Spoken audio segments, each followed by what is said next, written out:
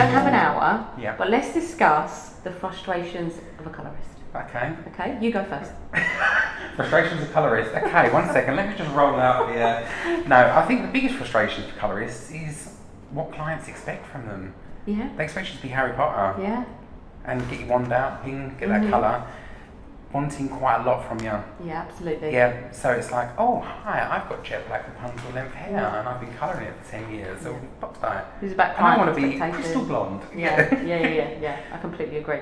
And it's giving so much in terms of personality, Yes. the experience, the technical skill, the discipline involved, and providing the results at the end. 100%. Wow. Yeah. Powerful stuff. Another thing, time. Yes. Time, my God, I am slow. Scott, I am slow. I've slowed down massively. Really? Oh my God, yeah. So in the salon, it was like, get them colours on. Whereas I find now, I've slowed right down because it's more about the craft. Yeah. I think a lot of people are going like this as well. We should start charging for time, shouldn't we? Yeah, a lot of people do. Yeah. I mean, I find myself that if I'm doing a big colour change, or even just roots and a few bits of slices, I'm taking a couple of hours application. Well, I'll be honest with you, it's quite interesting because when you look at it, clients come in and they want to buy a look. They want a look from you. Yeah. So, do you know what? Put it down to time. Yeah. It's going to take me that long to do that, and that. Just work out how much it costs. What are the pictures that you're getting in? Because we get a lot of Sienna Miller, Jennifer Lopez. Yes. Sometimes the same exact images. It's quite amazing. Yeah. But yeah. Pretty much exactly the same sort of things. We get a lot of, at the moment, quite a lot of clean, cool blondes. So the grey era is thankfully starting to drift away a little bit because we know that realistically we can pretend that we love it. We know for a lot of colourists it's the bane of their life. It is. But we're now starting to get a lot more cleaner blondes and also some softer sort of like rosier tones. I know rose gold's been around forever, it feels like, but I think more and more clients are actually becoming more interested in experimenting with some of these tones. So we've seen a lot of that. Do you know what just popped into my head? If I had my team here, they would be saying number one frustration of a colourist would be not having enough stock. Yeah, it's a tricky one. It is Can you stock every shade? It's hard because it all comes down to how much colour work you're doing and things like that. If you stocked everything, you'd be us. Yeah. Sometimes I'm like, it's half a shade difference, come on. But yeah, there's a lot of frustrations there, isn't there? Loads. And then that feeling at the end when you're under a really warm lamp in the salon or a cold light in the salon and then you're like, you just want the world to swallow you because it's actually not presenting the true shade of what you've done. No.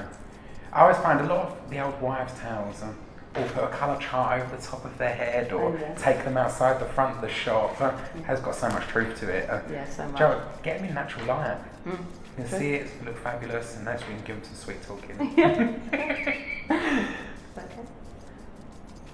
Remember the pause. Sorry.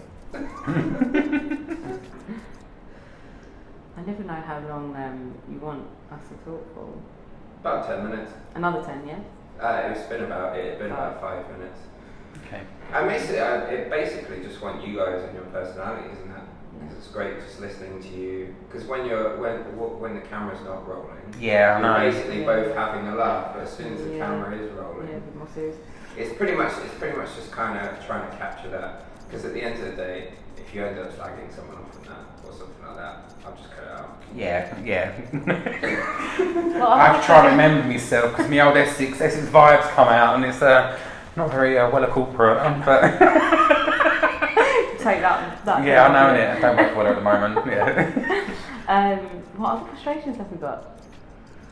Well, you got everything from wastage, Instagram, Pinterest. Do you know what? I don't know if it's a funny topic. Frustrations of ingredients and all this bloody militant vegan. Has it got silicone in it? Like, does it matter? Do you want fabulous hair? Yeah, I don't. It's that classic line of my hairdresser never used bleach on my hair, so I've always left my hair without bleach. And you're like, interesting. But do you still use bleach on them? Absolutely. You have to bubble wrap the truth, don't you? Yeah. So today I'm going to be using a pre-lightener on your hair. It's a really soft, gentle, dilute lightener. Yeah. at the end of the day, they get a result. Yeah, it's true. Yeah, and if you're using it with your knowledge and to the manufacturer's instructions, it's absolutely fine. It's fine. Yeah. But you can't strip colour out without using a lightening product. Exactly. So to the ingredient conscious people, Sauce take a breath. Yeah. Yeah, I hope you're not watching this. Yeah. Oops. My highlights are gone. Yeah. No, I think ingredient-wise, people are becoming a lot more concerned. Yeah. But I'm a strong believer, if you take something away, you've got to put something else back. Yeah, it's true. If you remove ammonia, guess what? You need to put something else in its place. Which could be just as harmful. Exactly. Yeah. What other frustrations have we got now? Oh, now you're asking. Oh, colour stains. I have had so many clients complain about colour stains in the last 6 months, more than ever before. And I'm just like, really? Is that It's not like on your staining. ear? Yeah. Yeah. So Wella's recently reformulated some of their products, so we're just getting to sort of to grips with them. And some of them tend to be a little bit stronger staining on the skin. So if you haven't had the time to put the barrier cream on, oh my God, do you hear it? I've had pictures coming through my inbox, my mail inbox. Really? Yeah. Oh, you left a bit. And I'm like, it's going to wash out in one shampoo. Wow. Yeah. See, I was always a stickler for my tint application because it had to be precise. Yeah, so I'm a messy worker. So, little things like that, but realistically, stain remover, Joe, what? Get it off when it goes on. Because if it's been on there for 40 minutes and you try and get it off, it ain't coming off. No matter how much the assistants are scrubbing. Yeah, isn't it? Not even like nail varnish remover or anything like that's going to get it off. What about price point? It's getting harder than ever to price colour because colour is now more bespoke than ever before. Yes. So it's never like you're always doing highlights, you're always doing balayage. Now it's a bit like I'm doing a half balayage with a bit of this and a bit of that. A bit of that. How do you price it? So this is where the conversation comes for the hourly charge, and it's quite interesting on like Master Colour business calls. They focus a lot on almost thinking like a mechanic. Yeah, and it sounds silly like I'm a hairdresser, I'm not a mechanic, but almost going, well, how much am I charging by the hour for my labour? Yeah. Yeah, and I know it gets tricky, it's clever. But clients don't care if, I'm having a half head of highlights, a tint and a bit of balayage underneath. They don't care. Yeah, all they want to do is get the result. So sometimes just work out from that. It's going to take me that long. That's how much it's going to cost. Okay, I guess on the flip side, you're worried about maybe being accused of working a bit slow or whatever, or someone saying, you know what, I've got so much hair, why should I be penalised by being charged more for all my hair? Yeah.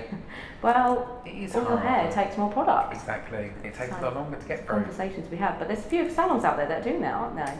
Massively. Yeah, I think it's a real term that we're seeing come through because it is hard. Because if Mary comes in who's got 2 hairs and it takes you 5 minutes to do a tint and highlights, whereas Joe comes in and it's like Rapunzel, it is harder work and there's a lot more product involved. I think the only thing what we're really seeing now is with this home colouring and bits like that, we're saying what are your skilled crafts within colour?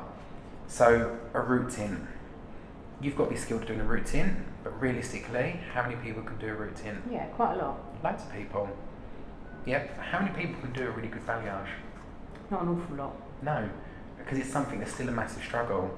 So in actual fact, if you're battling clients who are going and doing a little root touch-up on their own, reduce your root tint price. True. As a salon, reduce it down. Yep, maybe slightly increase your balayage price. Yeah, start to focus on them little things. That's what I'm really starting to see as a shift within the industry. Do you know what? I've been looking at our colour menu quite recently and I've realised that it hasn't actually changed for years and years because we use the same terminology. Regrowth tint, balayage highlights. And if we had had the end result for cuts, for example, on our menu, i.e. bob, long length, one layered length, then we haven't changed it for years and years and years, then how can it be bespoke? How can it be something that they want to buy into? We have to change the word of the colouring service. Yeah. We have to characterise it, a bit like they do with makeup. Yes. You know, I think is it Charlotte Tilbury? She's got a menu and all things like that. Something I've always said, if I had my own salon, if I had a salon, I would create menus for not everything, because I don't want to be like a takeaway, but I want to... Number 43. Yeah, no, 42, 43. For me, like image-wise, clients, they get energised by like a look. So having like an artist illustrate like maybe a classic set of highlights, like just a look, a balayage, just them little things, so the clients can actually say, oh, I like the idea of this. Even with like blow dryers, we've seen the blow dry bar menus. Yeah, and they're extensive. Yeah, big bouncy Hollywood waves, but they've got colouring. a picture of it. Do it for colouring and cutting. Yeah, and it makes it a lot easier for them to visualise. Okay, that's that, and maybe even appreciate the craft a little bit more. Yeah, definitely. I think it gets a bit more involved. Yeah. What's your new colouring service menu going to be? Oh, I don't know. Now you've put me right on the test here, ain't you? Colour menu. What would I do? I'll definitely do a contouring service. Yeah, something contouring. We've been doing it for years.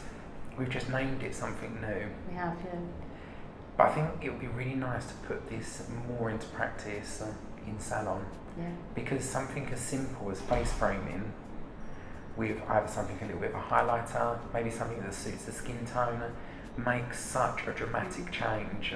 And it could even be called things, you can characterise it like Sunkissed or whatever, or Amplify Me.